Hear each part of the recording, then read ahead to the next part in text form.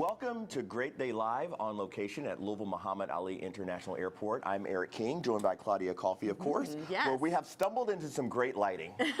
We have.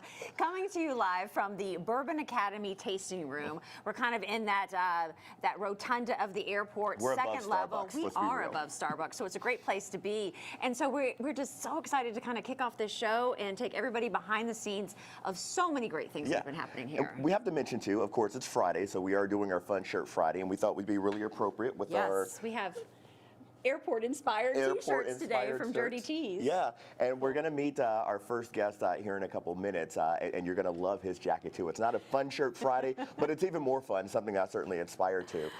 But we're so excited to be here because there's so much that happens at the airport that as passengers, we just don't have the opportunity to see. Yeah, there's like so much that has not changed, right? But there's so many things that I feel like the public knows that have changed, but there's things that maybe is going to be new to viewers out there today. And kind of the person behind the scenes making everything kind of run over this past year and pulling the strings here is Daryl Watson, the Senior Vice President and Chief Experience Officer here with the airport. Daryl, wow. You know, I feel like, wow. Wow is right. Wow. First of all, great jacket. Thank you. We love this. Kind of the idea behind the jacket. These are a lot of your connecting points, right? Yes, they are. A lot of three-letter identifiers of airports that are our non-stops, are some of our 36 non-stop destinations, which is the most that we've ever had in the history of the airport. So we're super excited That's about super that. great, yeah. And I remember when you had those jackets made a couple of years ago, some of the airports on there were aspirational. That's correct. And now they're reality. That's right. We've checked some of those off, including LA. So we're excited to, you know, even during the pandemic, in spite of that, SDF's been really a bright spot. 36 nonstop destinations. We added 2 new airlines during the pandemic, Breeze Airways and Spirit Airlines. Spirit flies to 3 destinations in Florida and Las Vegas and LA, so we're super excited to have them on board. And it's really a testament to the market of Louisville, the folks responding to that demand, that capacity in the market. So we're super excited where we are right now. When you walk in, not only do you notice that there are obviously more flights that you can connect to, visually, when you walk into the airport, it's something else. I mean, $400 million in renovations to the airfield and inside. Kind of take us through what you all did inside to enhance the experience. Yeah, so, you know, some of the things aren't really visual to folks, but they're necessities. So, you know, we're replacing the passenger boarding bridges, the jet bridges that folks get onto the aircraft on. We are replacing HVAC systems, moving walkways, escalators, elevators, all those important things that everyone wants working. So, but yeah, visually, we're working on some of those aspects as well. Massive upgrades. Daryl, when you talk about the nonstop flights, Claudia and I talk about these every day on our show because we love our weekend getaways. But how do you go about bringing in all these new airlines? Because you mentioned we've got Breeze now, we've got Spirit, you've got Allegiant, you've got Frontier. You can get anywhere, anytime. I just booked a trip to Orlando, round trip, for less than $50. I mean, it's insane what you all have brought to the city. Well, I tell you, part of it's hiring great people, and that's something that Dan Mann has instilled 3 years ago when he got here, is hiring the right people to do that. And Anthony Gilmore, our Director of Marketing Air Service Development, is really a rock star in that space, and his relationships with the airlines and the community's response to those, of adding capacity, the community responds to it, they get on the planes and fly, is really kind of what it's all about, and proving out that these markets work. Not only working, you guys are probably setting your sights on even more aspirational markets. We are, yes. So when we talk about aspirational markets and what we're looking at and who we're talking to with the airlines, I mean, we're talking about the Bay Area, San Francisco, Oakland, San Jose, kind of focusing on SFO, but also Boston. Boston's up there, definitely. And through the pandemic, it's really, we've had a reset, which is a benefit to SDF because it kind of wipes the slate clean, and we can go after those markets and talk to those airlines about those.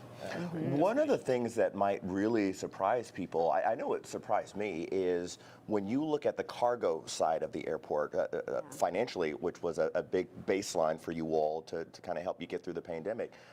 You all are the fifth Fifth busiest cargo airport in the world. I mean, that's up there with Dubai and Shanghai. Yes. Thanks to UPS, great partnership. They're such a great company to work with.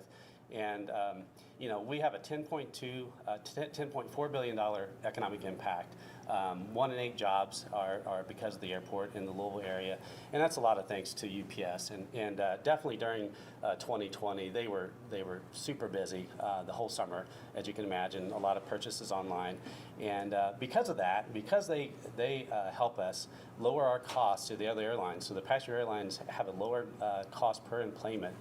Folks getting on aircraft to come into Louisville, so it's really attractive. And thanks to UPS, they're a great partner. We were just talking about the interesting kind of place where we're sitting right now. We have the tarmac with the airlines taking off behind us. We can see UPS, taking off here in front of us. I mean, when you look around, you think, wow, are you hearing great comments from people saying, you know what, I appreciate the upgrades. Thank you so much. Are you hearing those good positive comments from people that they are appreciating all the changes? We are, yes. And, even in our parking garage, we've got a new park assist program out there. So it's a red light, green light. The green light has an open space, so you can look down the aisle and see a green light. There's at least one space down there. It makes this super convenient for folks. Takes out the hassle. We want them to come here and not be stressed when they get here. And, even that, just adding on to that, our SDF WAGs program, we have our dogs come out and, provide just comfort and care. And so we're super excited about offering that service as well. Yeah, you've teed up a number of things that we're going to dive into over the course of the hour, but I want to laser focus back in on some of the successes that you guys have had here at the airport. 2019, record-breaking year? 2019, record-breaking year. What does that mean? Well, it means that, we're providing service that the passengers want, and they're getting on and flying. But, even during the pandemic, so we were able to add 2 new airlines. But even in 2021, this past summer, we were breaking those 2019 records consistently. And even this past Labor Day weekend, we were the same level as 2019, but 100% more traffic than 2020.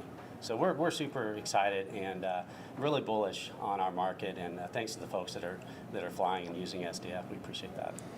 Besides just looking at other aspirational markets to connect to, I know you guys are always thinking ahead.